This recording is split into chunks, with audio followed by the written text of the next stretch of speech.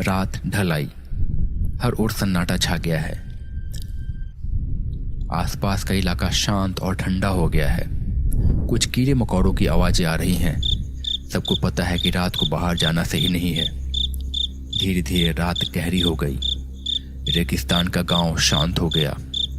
कुछ घरों में अभी भी लालटेन धीमी रोशनी में जल रही है। दिन में जहां इतनी गर्मी थी, वही इलाका अब रात को धीरे धीरे बहुत ज़्यादा ठंडा होते जा रहा है। मनीष अपने कमरे में सो रहा था, पर उसे सिगरेट पीने की तलब हो रही थी। पर वो घर में नहीं पी सकता था, क्योंकि घर में उसके दादा दादी भी थे। उसने बाहर ही जाके पीने का सोचा। रात को वो बाहर आया। बाहर आने के बाद उसे एक अजीब सी रोने की आवाज़ सुनाई दी। उसने देखा कि थोड़ी दूर पे एक करीब 8-10 साल का बच्चा बैठा हुआ है और बड़ी जोर जोर से रो रहा है। वो थोड़ी दूर आगे बढ़ा और मनीष ने उससे पूछा, कौन हो तुम और यहाँ क्या कर रहे हो? वो बच्चा फिर भी रोते रहा, पर अब धीरे धीरे कुर्राने भी लगा। मुक्ति मुक्ति मुक्ति मुक्ति चाहिए। मनीष और आगे जाने लगा। उसकी धड़कन तेज हो गई थी। मन में उसे गांव वालों की बात याद आ रही थी, पर उसके मन में उत्सुकता थी। वो जानना चाह रहा था कि आखिर कौन है और वहां पे क्यों है, क्यों रो रहा है। जैसे ही वो पास पहुंचा, वो बच्चा अचानक से मुड़ा। उसे देख के मनीष के होश उड़ गए। वो कोई बच्चा नहीं था, उसके बच्चे के जैसा दिखने वाला एक बौना था।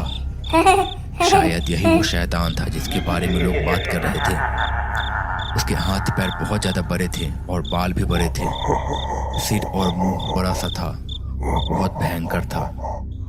मनीष ने उसे देखा और उसकी चीख निकल गई और वो वहीं पे बेहोश हो गया।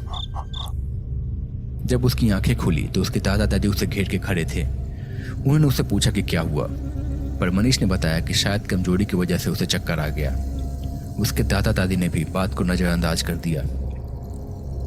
पर अगले दिन से उसकी तबीयत बहुत ज़्यादा खराब रहने लगी। उसे लगने लगा कि हमेशा उसके सर में दर्द रहता है, बदन अकड़ा हुआ लगता है। धीरे धीरे मनीष बहुत ज़्यादा कमज़ोर होने लगा। उसने खाना पीना भी बंद कर दिया। धीरे धीरे उसे देख के ऐसा लगने लगा जैसे वो झुकता जा रहा है। उसका कद धीरे धीरे कम होते जा रहा है।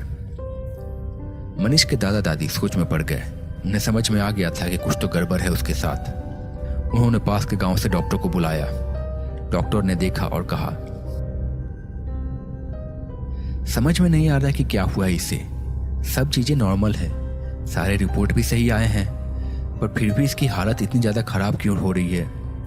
खैर, इसका ख्याल रखिए। कुछ दवाई लिख देता हूँ, समय पे देते रहिएगा। मैंने इसके लिए कुछ और भी टेस्ट लिखे हैं, वो करा लीजिए। मुझे उम्मीद है कि शायद इन दवाओं से ही ये ठीक हो जाएगा, वरना आगे के टेस्ट देखने पड़ेंगे। ऐसा कह के डॉक्टर वहां से चला गया।